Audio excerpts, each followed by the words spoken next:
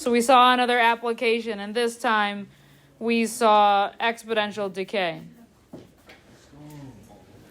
Again, A is your y-intercept.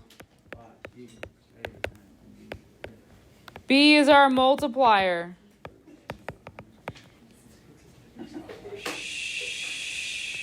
From a table of values, what did we do to find our multiplier?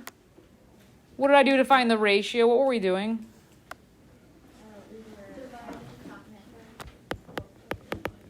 We were dividing. We're going to do another example of that here. We also are going to do a solving method, and I'll show you in problem 1 how we're going to solve.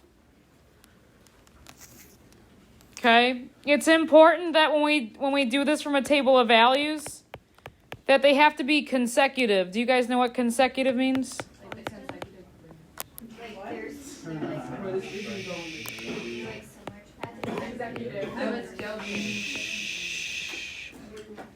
Like in a row, 1, 2, 3, 4. They have to be, the points have to be in a row. You can't just have it skip. Okay?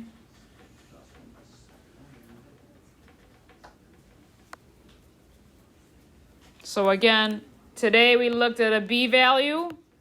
When it was less than 1, we have decay. Yesterday we looked at a money model. When it was greater than 1, we had growth. And we're going to divide from a table to figure out our multiplier. Let's look at number 1 together. Number 1, we're going to use a solving method. So we can also use a solving method to find B. And I'm going to model that here in number 1. Are you ready? Yeah. In number 1, on Halloween, the Facebook group for a Octopus fan club called Octo Nation had 230 members. 2 days later, there were 295 members. So let's put our information in the table. Days after Halloween, so on Halloween there was 230 members. 2 days after Halloween, there was 295 members. And I'm going to be using y equals a times b to the x to help me solve.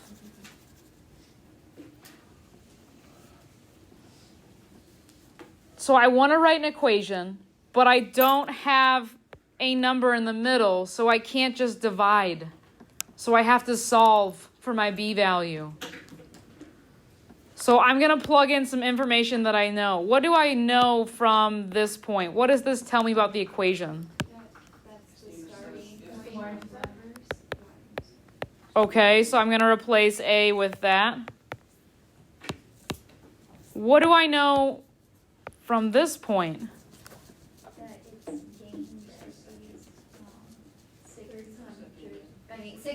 65. It's increasing. Could I do anything? Like this is the x and this is the y. Could I use that in the equation?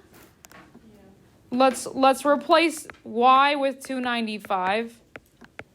Let's replace my x with 2.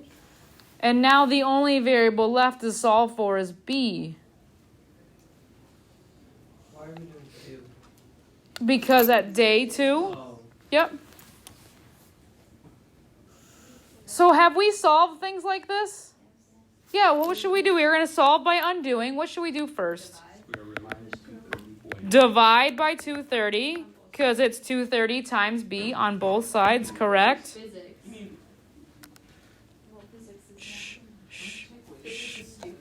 Well, it's 230 times b.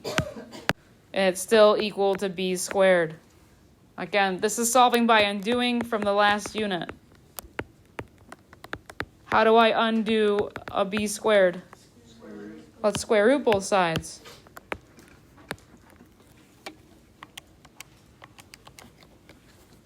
And it's not going to be perfect because I've got decimals, but you would say b is about what? What's our multiplier? Right, 1.13. And now we can fill out this table. I can times 230 by 1.13 to get that value.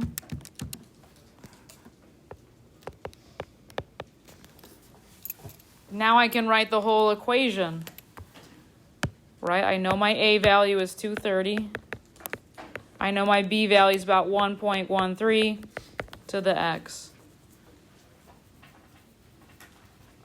In part C, how can I use the model now to predict how many people will be in the group on Christmas Day, which is 55 days after Halloween? What could I do now? 230 times 1.13 to the 50 power. Yeah, put 55 in the power, and now we're gonna see how many members are in the group.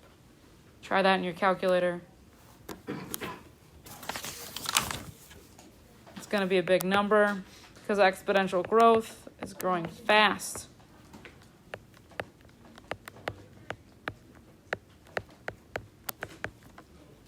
We're not gonna do number 2 in the check. Any questions about what we saw today?